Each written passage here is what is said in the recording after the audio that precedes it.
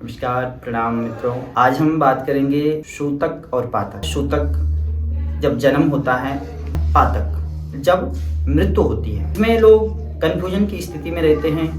सूतक जो है कब लगता है? जब बच्चे का जन्म होता है, या तो जब सूर्य ग्रहण होता है या जब चंद्र ग्रहण होता है, उस स्थिति में सूतक कहा जाता है।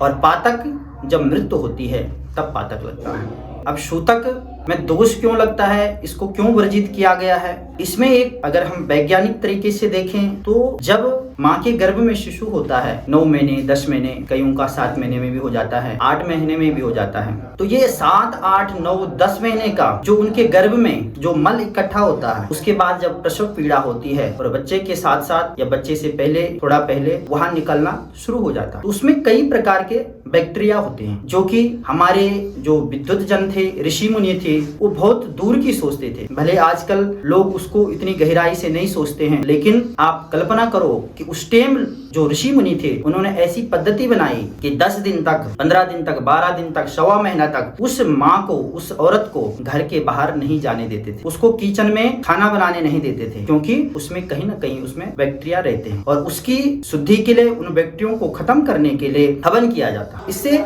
जितनी भी बैक्टीरिया हैं वो खत्म हो जाती है और इसमें ऑक्सीजन बनता है। तो ठीक उसी प्रकार से जब सूतक लगता है, जो बैक्टीरिया होता है उसको खत्म करने के लिए हवन किया जाता है। 10 दिन तक का सूतक सबको रहता है। खास करके सूतक जो है छूने से लगता है और जो पातक है वह श्रवण से।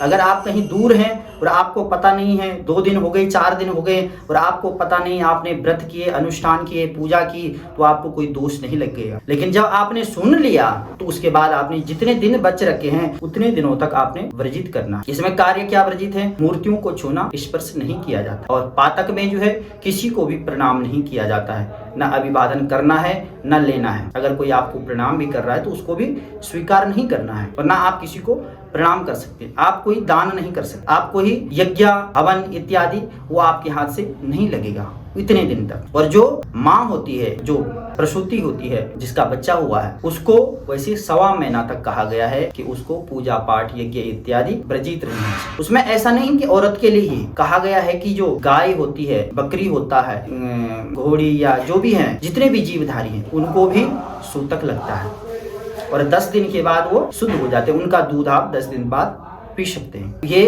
क्रिया जो है सूतक और पातक की है।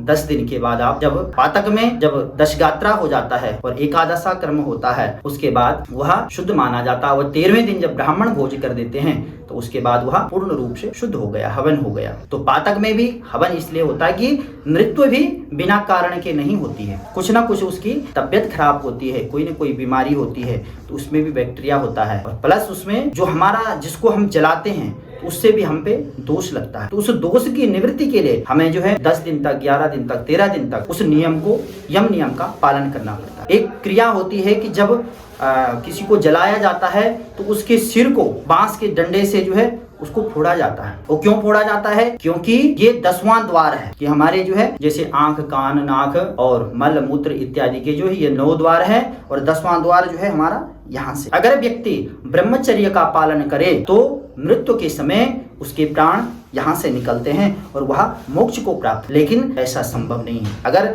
सभी ब्रह्मचर्य का पालन करेंगे तो सृष्टि चल ही नहीं सकती। तो इसलिए गृहस्थ आश्रम को तो अपनाना ही है। लेकिन उस पिता ने हमारे लिए जीवन भर जो भी कार्य किया है, हमारे लिए किया है, अपनों के लिए किया, और उसके जो ब्लड रिलेशन में जो भी है, उन सबको उसका दोष लग जाता है, क्योंकि उनके द्वारा उसको जलाया गया। तो उसकी निवृत्ति के लिए यह कर्म करना पड़ता है, जिसको हम पातक कहते हैं। अब ग्रहण काल में भी वही चीज होती है। 12 घंटा पहले सूतक लग जाता है, उससे पहले आप मूर्तियों का स्पर्श नहीं कर। आप वैसे बैठ करके आप जो है पूजा पाठ कर सकते हैं, लेकिन आप मूर्ति का स्पर्श नहीं कर सकते हैं। खाना पीना वर्जित होता है। और जो माताएं, बहनें, जैसे मासिक धर्म आता है, उसमें भी जो है 6 दिन के लिए वर्जित किया गया। 7वें दिन जो है आप मंदिर जा सकते हैं, मूर्तियों को छू सकते। अगर आपका उसके बीच में कोई व्रत ऐसा आ गया, जैसे एकादशी का व्रत या पूर्णिमा का व्रत, उसमें कहा गया है कि आप उस व्रत को कर सकते, लेकिन आपने कोई मूर्तियों को स्पर्श नहीं करना, कुछ नहीं करना, आप खाली व्रत रख सकते हैं और आपका वह व्रत मान्य। इस प्रकार के जो सूतक और पातक की जो मुख्य जानकारी थी मैंने आपके सामने रखी। आज के लिए इतना ही।